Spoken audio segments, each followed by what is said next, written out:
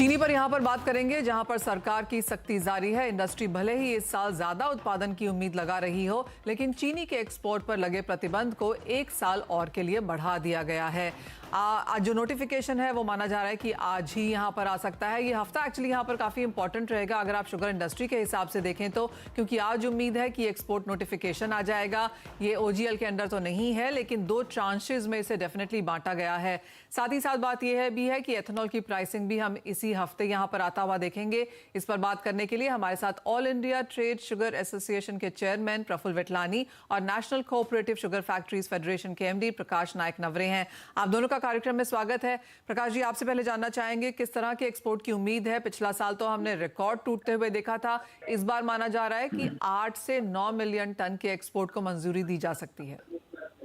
सही है, ये नंबर आपका जो आप कह रही है वो बिल्कुल सही है और उतना ही हम चाहते हैं, क्योंकि ओवरऑल एक लार्जर पिक्चर अगर देखा जाए, the opening stock, the expected new production, subsuming in ethanol and going for export and domestic consumption, ये सारे नंबर्स अगर एक साथ देख लिए जाए तो 9 million tons is the right quantity.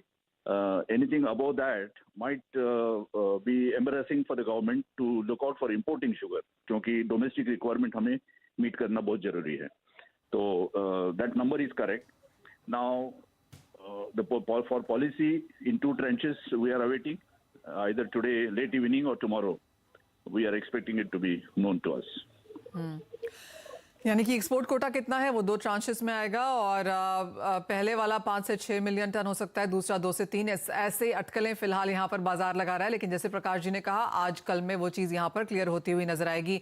Praful जी, दूसरी बात जो बाजार वेट कर रहा है वो है एथेनॉल प्राइसिंग की, जिसकी भी उम्मीद है कि इस बार शायद कैबिनेट में हम उसको क्लियर होता हुआ देखेंगे। वहां से क्या एक्सपेक्टेशंस हैं? द्वार के कैबिनेट में शायद इथेनॉल की प्राइसिंग भी आ जाएगी और जैसे कि प्रकाश भाई ने बताया उस तरह से मैं आपको कहूंगा कि 6 मिलियन मेट्रिक टन का पहला ट्रंच आज या कल में आ सकता है, हो सकता है आज ही आ जावे। ये एक्सपोर्ट का फूड मिनिस्ट्री की ओर से। और दूसरा सेल भी इसी के साथ शेयर करने से हमें आनंद है कि करीबन ऑलरेडी 24 लाख टन के बिजनेस ट्रेड हो चुके हैं 60 में से 40% इज ऑलरेडी ट्रेडेड।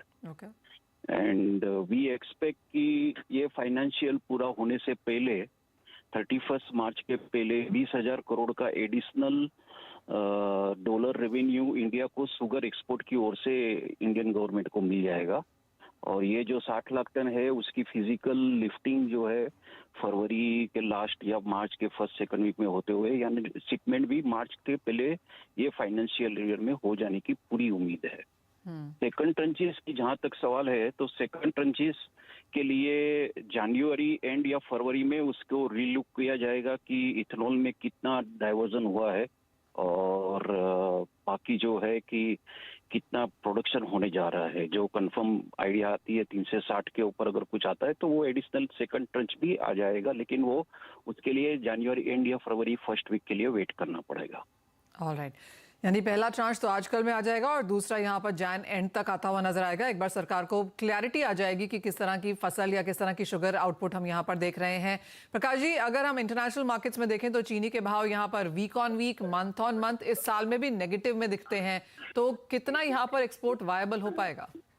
नहीं, I don't think they are going to negative. Actually आज की तारीख में इंटरनेशनल मार्केट में सिर्फ इंडिया की चीनी अवेलेबल है, फिजिकल मैं कह रहा हूँ। अब फॉरवर्ड कॉन्ट्रैक्ट जो कहते हैं अब दिसंबर डिलीवरी, मार्च डिलीवरी के लिए भी इंडिया की चीनी अवेलेबल है। और मेरे ख्याल से even international market is waiting for Indian policy. एक बार इंडियन पॉलिसी क्लैरिटी आ जाएगी तो ये करेक्शन हो जाएगा प्राइस में। और मुझे नहीं लगता कि ये निगेटिव मोड की तरफ जा रहा है, लेकिन इट इज प्लेट्यूड। ये तो बात सही है कि बढ़ नहीं रहे हैं इंटरनेशनल रेट, और फिलहाल इसी लेवल में, इसी रेंज में रहेंगे पॉलिसी आने के बाद भी, इसकी उम्मीद हम कर रहे हैं। तो प्रफुल्ल जी, आप कहेंगे अगर आज यहाँ पर नोटिफिकेशन आ जाता है, वेडनेसडे को यहाँ पर कैबिनेट में एथेनॉल प्राइसिंग भी यहाँ पर क्लियर हो जाती है, तो उसके बाद अगले 2-3 महीने के लिए फिर शुगर इंडस्ट्री के लिए कोई बहुत बड़ी खबर आने वाली नहीं है? ये मेजर इवेंट्स हैं जिसका इंतजार है। 2 चीजें, एक तो ये है कि आज के प्राइस जो है इसमें जो नई गवर्नमेंट ब्राजील की आई है मिस्टर लुला की, तो वहाँ पे करेंसी का कितना कैसे चेंजेस आता है उसके पर से भी थोड़ा प्राइसिंग का ये रहेगा। अगर रियल अगर कुछ ज्यादा एप्रिशिएट हो जाता है या कैसे डिप्रिशिएट होता है, वो अभी ब्राजील की इकोनॉमी को भी शुगर की इकोनॉमी से देखा जाएगा। पर जो प्रकाश भाई ने कहा है वो एकदम सही है कि अगर किसी को फिजिकल शुगर चाहिए तो मार्च महीने तक तो इंडिया के सिवाय कहीं से मिलेगी नहीं। और जैसे मैंने आपको बताया कि ये 60 लाख टन का जो फिजिकल एक्सपोर्ट है वो भी 31 मार्च तक पूरा हो जाएगा। और अभी गवर्नमेंट की ओर से कोई भी इसके बाद आने के नहीं रहता है, क्योंकि एक्सपोर्ट की पॉलिसी हो गई, इथेनॉल की हो गई, और सिर्फ मंथली डोमेस्टिक कोटा रहता है। बाकी गवर्नमेंट का कोई ज्यादा अभी रोल रहेगा नहीं जनवरी एंड तक। Absolutely. और प्रकाश जी, अगर हम दोनों ही कॉस्टिंग्स को देखें तो डोमेस्टिक मार्केट में चीनी बेचना और एक्सपोर्ट करने में कितना फर्क या कितना फायदा है? That's a million dollar question, and ये हमेशा कंपेयर होते रहेगा। लेकिन मुझे लगता है कि एक्सपोर्ट करने में ज्यादा फायदा रहेगा मिलों का, क्योंकि डोमेस्टिक प्राइस एक लेवल पे आके रुकी है और एक्सपोर्ट में आप तुरंत payment, domestic you can not sell entire quantity because release mechanism है। समझो मेरे पास आज 100 टन है, 100 टन में से मेरे को 10 टन का कोटा आएगा, तो 90 टन तो मेरे को कैरी फॉरवर्ड करना पड़ेगा। वैसे इसीलिए तो हम ओजीएल चाहते थे। अंडर ओजीएल आता तो मेरी एक्सपोर्ट में मैं इमीडिएटली मेरी कैश लिक्विडिटी सुधर सकती थी, but despite all our efforts OGL is definitely not coming. तो मेरे ख्याल से डोमेस्टिक प्राइस से एक्सपोर्ट करना कभी भी ठीक रहेगा मिलों के लिए। ऑल राइट, चलिए, ओजीएल नहीं आया, वो एक डिसअपॉइंटमेंट यहाँ पर इंडस्ट्री को जरूर है, लेकिन उसके अलावा सारे ही जो बॉक्सेस हैं यहाँ पर टिक होते हुए नजर आए हैं। तो शुगर मिल्स के लिए और शुगर इंडस्ट्री के लिए वहाँ पर वो एक बेहतरीन दिन आते हुए।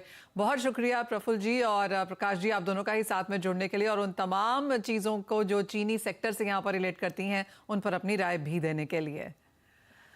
आगे बढ़ते हैं और अपने गेस्ट को अपने साथ जोड़ लेते हैं। एंजल वन के एवीपी प्रथमेश माल्या और एसएमसी ग्लोबल सिक्योरिटीज की एवीपी वंदना भारती अब हमारे साथ जुड़े हैं। आप दोनों का ही कार्यक्रम में स्वागत है। और काफी डिफिकल्ट डे है ओवर द वीकेंड, यहाँ पर काफी सारी खबरें आई हैं, लेकिन पहले नॉन एग्रो से शुरुआत कर लेते हैं। और प्रथमेश, कैसे देखते हैं आप जिस तरह का उछाल नेचुरल गैस में है और जिस तरह की टोटल बिकवाली हमने मेटल्स में आते हुए देखी है?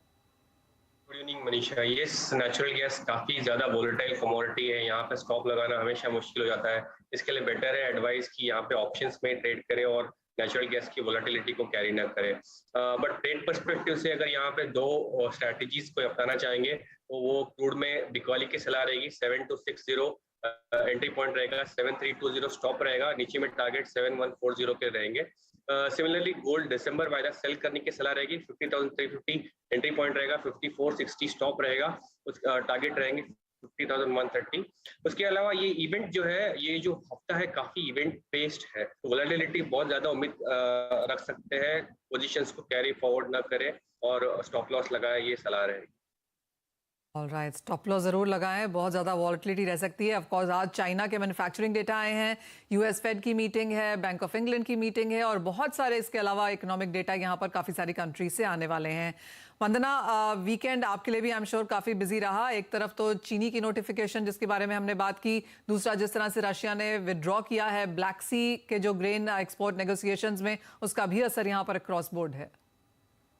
जी मनीषा, वीट पे खास करके बहुत ज्यादा हम लोगों ने इम्पैक्ट आता हुआ देखा है। 5% राइज यहाँ पे है, तो डेफिनेटली ये जो हफ्ता है, ये वीकेंड भी बहुत इवेंट बेस्ड था और यहाँ पे जो आने वाला समय है उसमें भी काफी रिस्क यहाँ पे रहेंगे और इवेंट बेस्ड है ये। तो मेरे ख्याल से जो इंटरनेशनली लिंक्ड कमोडिटी है जैसे कॉटन है, सोयाबीन है, ऑयल सीड्स वगैरह है, उस पे जो इम्पैक्ट है ये ज्यादा रहेगा और मेरे ख्याल से जो इम्पैक्ट है वो आना शुरू हो गया है। डॉलर इंडेक्स में एक अपसाइड मूवमेंट आना ऑलरेडी शुरू है और उसका जो इम्पैक्ट है यहाँ पे हम लोगों ने एग्री कमोडिटीज में भी आता हुआ देखा है।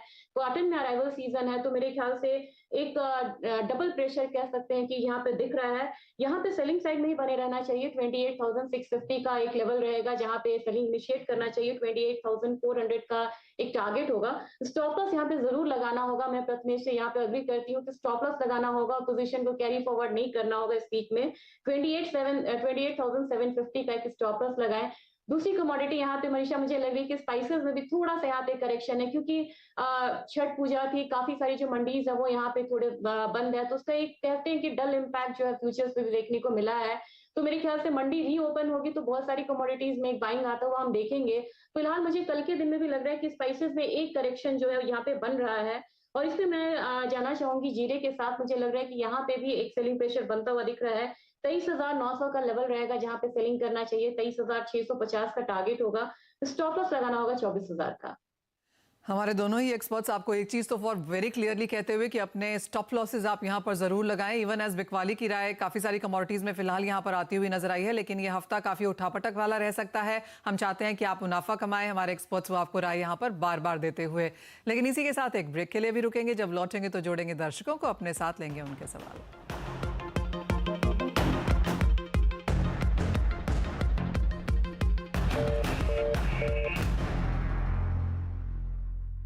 फ्यूचर एक्सप्रेस में आप सभी का स्वागत।